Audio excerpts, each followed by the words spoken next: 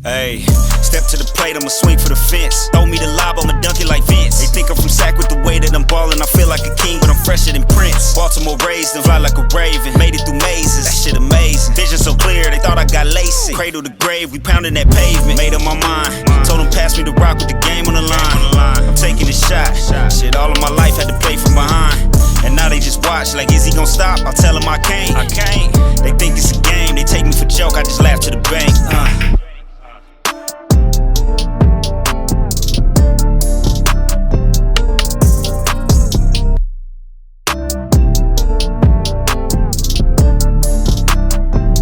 Hey everybody, welcome back to our weekend breaking news episode.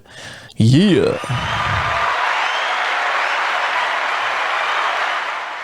We are covering trending news topics for the podcast at the WWE. The biggest thing that everyone's talking about right now is the WWE is entertaining the idea of bringing Stephen A. Smith to WrestleMania. On today's episode, we have on, come on, Sir Randall from HBCW, my co-host, former pro wrestler as well, one of the most talented men I know in all things. The dude is literally multi-talented. What up, Mr. Randall? What's up, man? Heard some potential stories coming out here. What you got? Man, I'm just happy to talk to you, brother, on a weekday. Wow. Weekday warriors, not weekend warriors. We were talking about Stephen A. Smith coming over. There's an article that I just pulled up here from comicbook.com. Just briefly, it talks about here, it says, the migration from WWE to ESPN has been steady over the years. Numerous announced team talent from the world of wrestling have traded their WWE microphones for ESPN headsets, with the likes of Todd Grisham and Jonathan Coachman, who we all know, making the jump in the 2000s. Just last year, Carly Caruso joined ESPN on a full-time basis after pulling a double duty with WWE and ESPN's First Take for about 3 years. History has shown the migration between the two giant corporations to be largely one-sided, but a recent tease could indicate that a notable talent could be coming from the other direction. So basically, Stephen A. Smith was doing a First Take segment. He was talking to Ric Flair, and Stephen A. Smith was talking about how he was thinking about maybe being like a heel manager. It's going to be in California, which Stephen A. Smith has a huge affinity for. And he talked about how he might even want to be a heel manager. We know in a lot of ways in the sports casting world, Stephen A. Smith is a heel to a lot of different sports fans, but he's the guy that you love to hate, but he's no doubt one of the most talented sportscasters in all of professional sports broadcasting, and he's been that way for, decades at this point. So me and you kind of kick some ideas around. We're going to do that today. We're going to fantasy book Stephen A. Smith at WrestleMania, how we're going to get there, what we would do, who you would partner up with, and you came up with some really good ideas. So, Mr. Randall, I'm going to let you take the floor on this and kind of get your perspective of how you would present a Stephen A. Smith to the world of the WWE. Well, first, I didn't actually hear him say that part, but I'm glad you read that all out, because first I just want to point out, I hate the idea of celebrities coming and saying, "Oh, I'd like to be a heel," this, or I don't like that at all. Like, one, I get that people know, okay, this is what it is, right? It's a show, but it's still something that just doesn't sit right with me when people from the outside come in and, hey, I'd like to play that. Like, no, like, if you get brought in, let them use you to the best of your abilities. That being said, he probably is best suited as a heel. I just don't like him saying that. That's just me. But if he were to come in, actually, you know what? He's actually useless as a heel, because that comes across like he's just playing a part. You know what I mean? Like, when I say he's probably best at that, I mean, like, if he on his own, outside of being known what he's known for, let's say none of this happened, an alternate universe, Stephen A. Smith wanted to get into wrestling, that would be his best path, would be heel manager, right? Yeah. But he's a celebrity known for what he's known for. Use him for what he's known for. Make this seem as real as possible. I know people like to go the opposite way when they like to, hey, everybody knows it's this and that, so, let's just treat it like it's that. Like, no, let's treat this like it's a real event. So if the potential match is real, is happening between The Rock and Roman Reigns, you got Paul Heyman, who is the spokesperson of all spokespeople for when it comes to main event wrestling talents for the WWE in the past 10 years alone, not even going back the past 30-something years. Well, we know that he likes to talk and engage with people, and he can cut a promo on anybody. But why not utilize him in a setting that makes this seem bigger and makes this seem as legit as possible? Have Stephen A. Smith have Paul Heyman on First Take. And they can do this as a reoccurring thing for a few weeks, almost like he's a regular panelist, and this is like the WWE segment. Yeah. And you could have Heyman, talking up Roman Reigns and all that stuff, and you could have Stephen A. Smith as if it was the classic Skip and Stephen A. talking about the Cowboys. You could have, Heyman talking up Roman Reigns and Stephen A. giving the counterpoint against Roman Reigns, and why Roman Reigns isn't this, and this. And why The Rock is this, and this. And you know how he gets into it. And he's going to tell you exactly how The Rock is going to come to WrestleMania 39. And he is going to eviscerate and submit the you know how he But you know what I mean? Yeah. But they get into that back and forth, and you know how Paul Heyman is going to talk to you, and he's going to tell you every single thing that Roman Reigns is going to do to Brock Lesnar, and he's going to do these things to The Rock. You can have that whole back and forth, and that's money, just right there, right? Mm-hmm. You get those guys going back and forth, and then maybe, look, they get into it about the big thing, Roman Reigns and The Rock. And then maybe next week it's, well, the Usos are this. Well, what about the Hart Foundation? What about Demolition? What about the New Day? Like, those guys could get into that type of thing, and it just brings more attention to the product between two guys who are very good at talking. Stephen A. is a wrestling fan to some degree. I'm not saying he's a hardcore fan, but he knows enough to keep talking, you know what I mean? Like, yeah.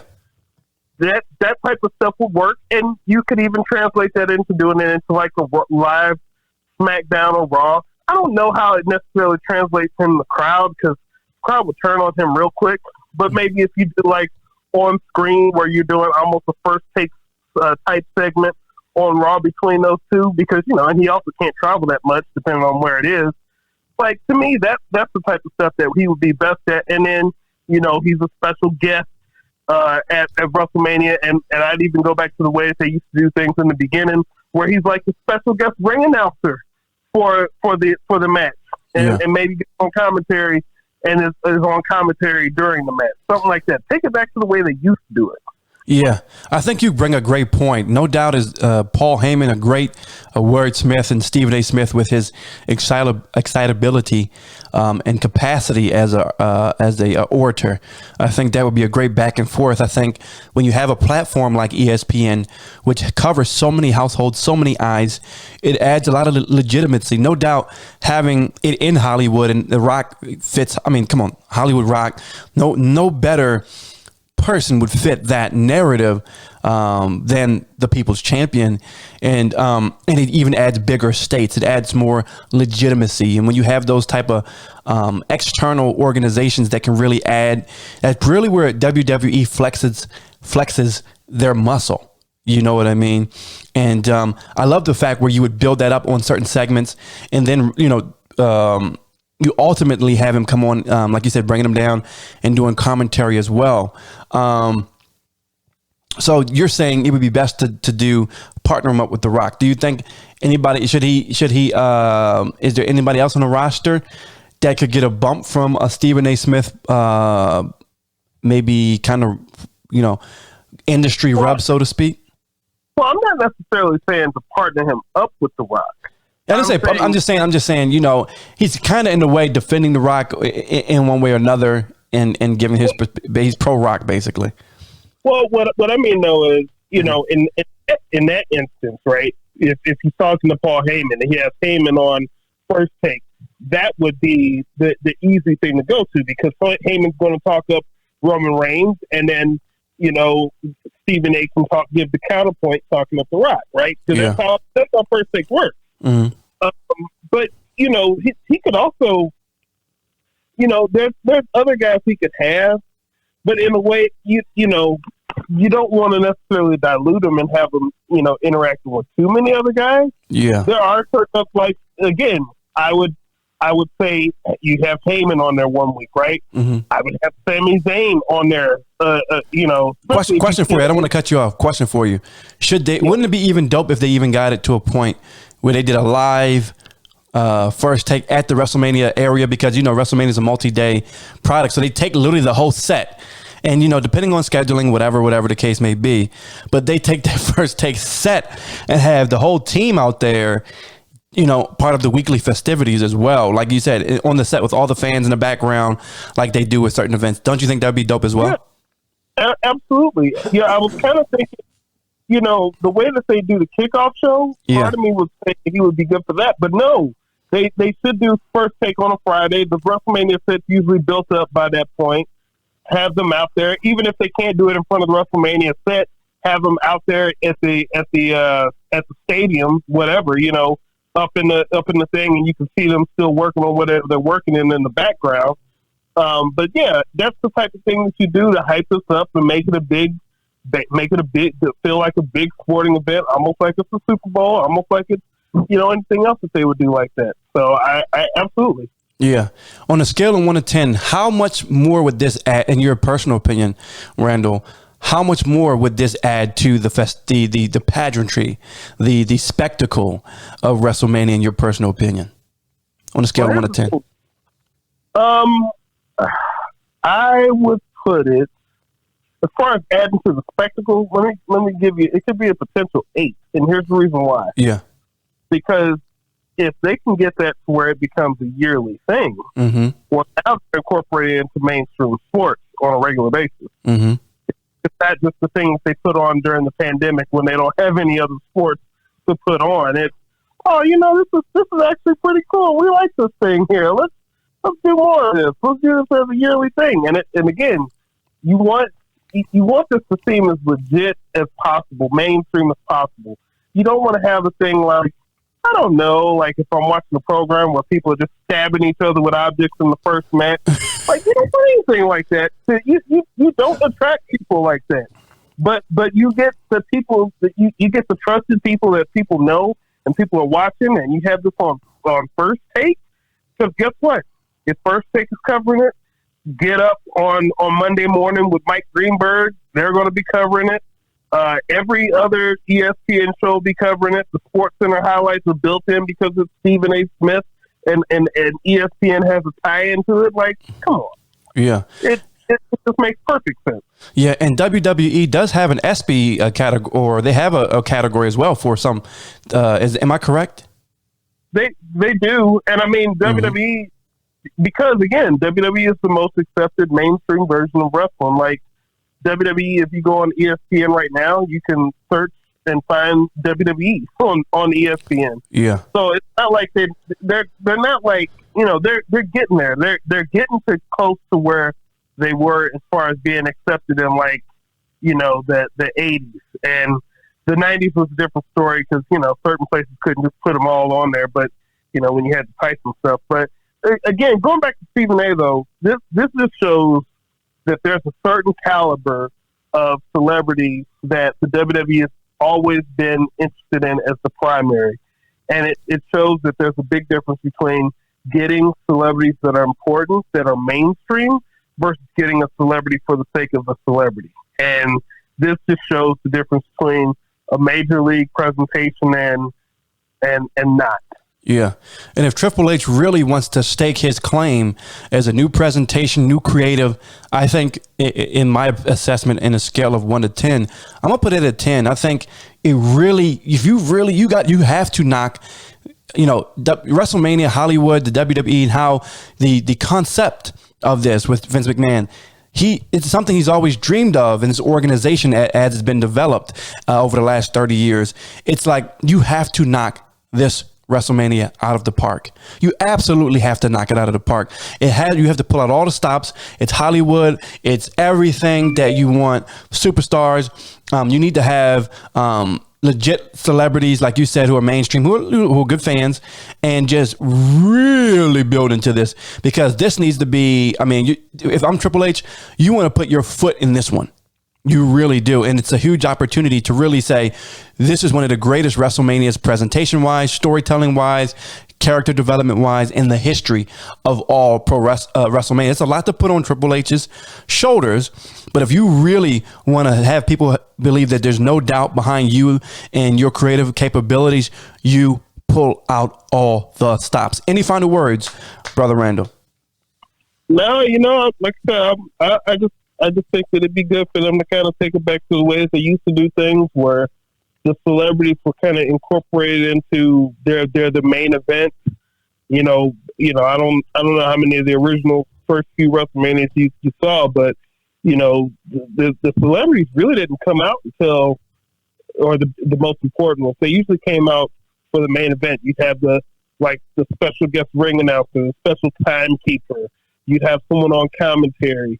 For those main events. And, I'm looking up at the VHS tapes right now, and I think that was a better format than what they've, again, just not taking away from like your Logan Pauls and even your Bad Bunnies. I put those two in two different categories, but they're good at what they did. But I prefer the celebrities to be the spectators that they're engaged in what's going on. But I don't want to see as many celebrities just getting in there and doing it, except like the Logan Paul types that are actual athletes that can be taken seriously, because you don't want to make it to where it seems like anybody could do it. So I would absolutely not want to see Stephen A. Smith in any type of mixed tag match, doing anything like that. It's just, that's not where I want to see him. Yeah, you utilize them just like you said. I think the way that you booked that, the way that you presented that, I think you get the most utility out of it. I think you get the most value out of it.